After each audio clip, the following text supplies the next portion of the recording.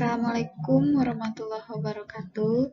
Izin memperkenalkan diri, nama saya Nokrina Mustika, NIM 0201180113. Saya berasal dari tingkat 4A. Di sini saya akan mempresentasikan praktikum konservasi tanah dan air. Yang pertama, pengambilan contoh tanah PUTS dan PUTS. Yang melatar belakangi kegiatan praktikum ini yakni pengambilan contoh tanah merupakan tahapan pertama dan terpenting dalam melakukan analisis tanah atau uji tanah. Hasil analisis kimia contoh tanah akan diketahui status hara di dalam tanah, sehingga dapat digunakan sebagai petunjuk penggunaan pupuk secara efisiensi dan rasional. Adapun tujuannya yakni mengetahui cara pengambilan tanah komposit, mengetahui pola pengambilan sampel tanah kering, mengetahui pola pengambilan sampel tanah sawah. Pelaksanaan pengambilan contoh tanah PUTS dan PUTK. Waktu dan tempat. Waktu pelaksanaan praktikum pengambilan contoh tanah PUTS dan PUTK dilakukan pada tanggal 7 Oktober 2021 yang bertempat di lahan sawah dan lahan kering Kampung Babakan, Desa Cipinang, Kecamatan Cimaung, Kabupaten Bandung. Adapun alat dan bahan yang digunakan dalam kegiatan praktikum ini yang pertama cangkul, pisau, ember, spidol, dan plastik. Prosedur pelaksanaan. Pilih lokasi untuk mengambil contoh tanah, bersihkan rumput-rumput, batuan kecil atau kerikil, sisa tanaman, bahan organik segar atau serasah yang terdapat di permukaan tanah. Selanjutnya, ambil contoh tanah menggunakan mata cangkul, lalu ambil tanah sebesar mata cangkul. Kemudian, potong bagian pinggir-pinggir menggunakan pisau. Bagian tengah dimasukkan ke dalam ember. Lakukan pengambilan sampel tanah dengan beberapa titik. Adapun pengambilan titiknya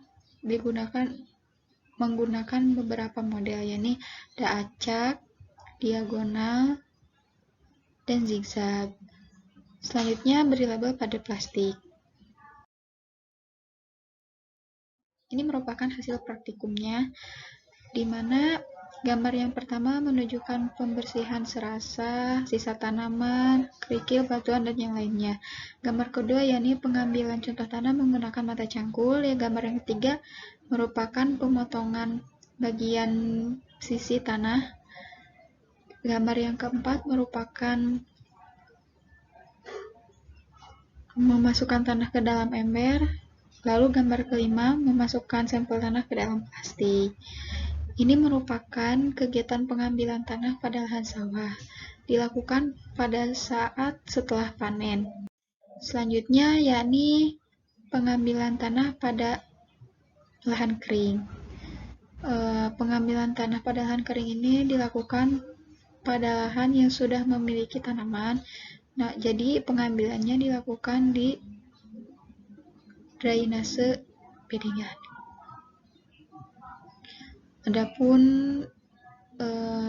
prosedur pengambilannya sama dengan pengambilan PUTK dan PUTS.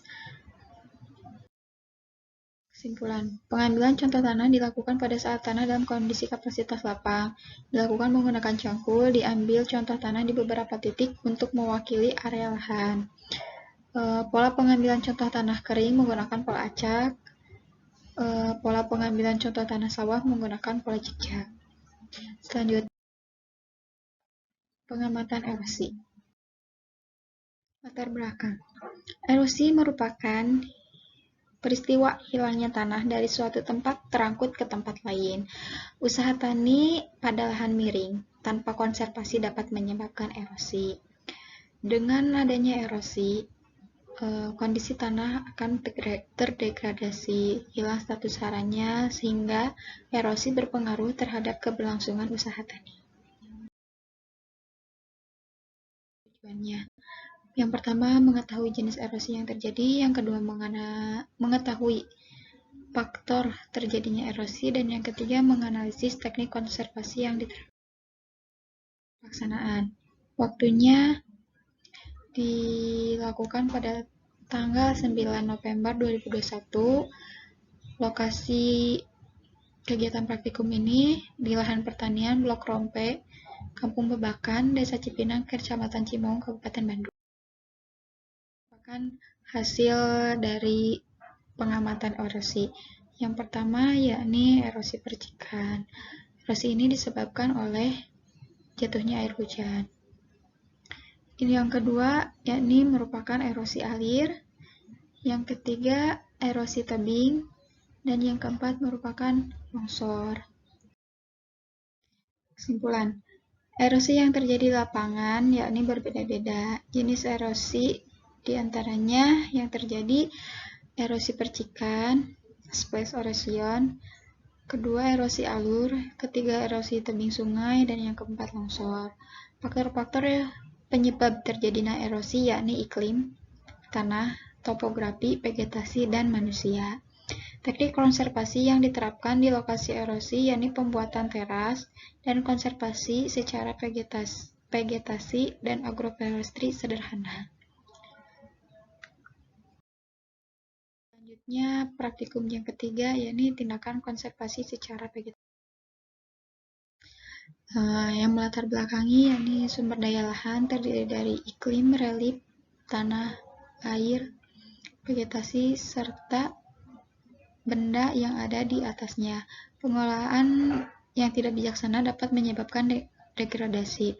Erosi menyebabkan rusaknya ekosistem sehingga penanganannya dengan waktu yang lama dan biaya yang relatif mahal.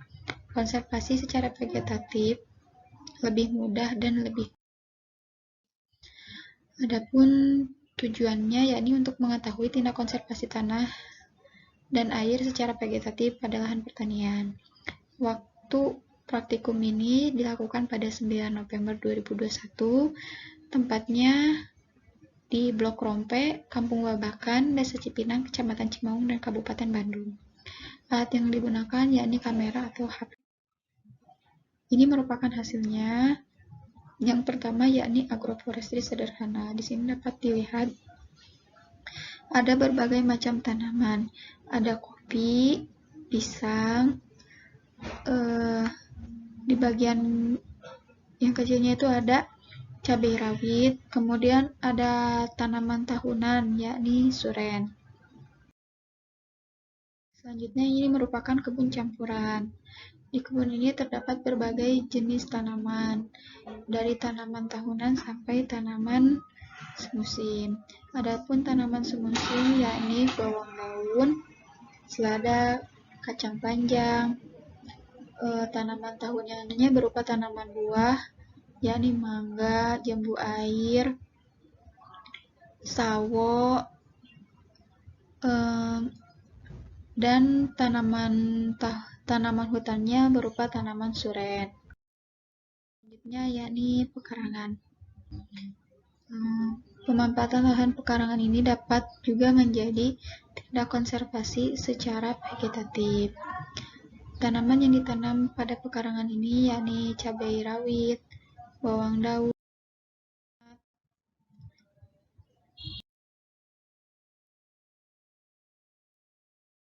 pagar hidup. Pagar hidup di sini merupakan tanaman sirih rejeki.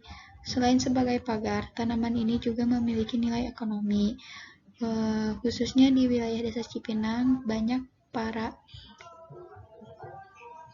penggiat dekorasi pernikahan membeli tanaman tersebut untuk dijadikan dekorasi. Tindak konservasi yang ada di lokasi yakni agroforestry yang meliputi agroforestry sederhana, kebun campuran, lahan pekarangan, dan pagar hidup. Praktikum yang keempat yakni lubang resapan biopori. Tujuannya yang pertama untuk mengerti dan memahami proses dan mekanisme pembuatan lubang resapan biopori serta pemeliharaannya. Yang kedua mengetahui tindakan konservasi tanah dan air yang telah diterapkan dan pada lokasi tersebut. Dan yang ketiga untuk menjelaskan fungsi, keunggulan, dan manfaat dari pembuatan lubang resapan biopori terhadap lingkungan. Adapun alat dan bahan yang digunakan dalam kegiatan praktikum pembuatan lubang resapan biopori yakni bor tanah, pisau, botol bekas 1 liter, sampah organik, air, dan alat dokumentasi. Waktu pelaksanaan kegiatan praktikum pembuatan lubang resapan biopori yakni dilakukan pada Rabu 24 November 2021. Adapun tempatnya yakni berlokasi di Kampus Politeknik Pembangunan Pertanian Bogor, khususnya di halaman Masjid At-Tarbiyah. Adapun prosedur pelaksanaan dalam kegiatan praktikum lubang resapan biopori, yang pertama yakni lubangi botol menggunakan paku yang dipanaskan ataupun menggunakan solder. Kemudian buat lubang biopori. Jika lokasi praktik berada di sekeliling pohon, maka buat lubang dengan jarak 1-1,5 meter dari batang pohon. Selanjutnya siram tanah menggunakan air, kemudian bor tanah dengan kedalaman 50-100 cm, usahakan tegak lurus. Masukkan sampah organik ke dalam botol, lalu masukkan botol ke dalam tanah dengan posisi bagian bawah botol di bagian atas. Lalu biarkan sampah organik terdekomposisi selama 14 hari.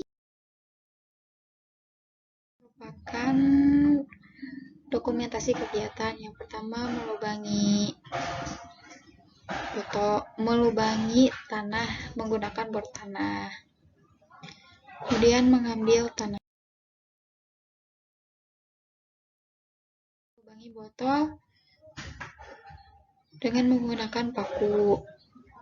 Lalu memasukkan sampah organik ke dalam botol.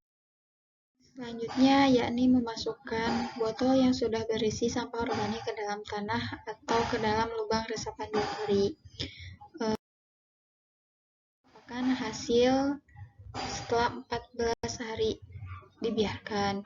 Gambar yang pertama menunjukkan bahwa belum terjadi proses dekomposisi secara sempurna. Jadi sampah organik masih berbentuk seperti daun, namun ada beberapa yang sudah lapuk.